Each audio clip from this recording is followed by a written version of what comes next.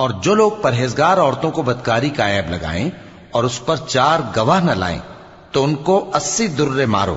اور کبھی ان کی شہادت قبول نہ کرو، اور یہی بد کردار ہیں۔ ہاں، جو اس کے بعد توبہ کر لیں اور اپنی حالت سنوار لیں تو اللہ بھی بخشنے والا ہے، مہربان ہے۔ اور جو لوگ اپنی بیویوں پر بدکاری کی تہمت لگائیں اور خود ان کے سوا اور گواہ نہ ہوں تو ہر ایک کی شہادت یہ ہے کہ پہلے تو 4 بار اللہ کی قسم کھائے کہ بے شک وہ سچا ہے، اور 5ویں بار یہ کہے کہ اگر وہ جھوٹا ہو تو اس پر اللہ کی لعنت۔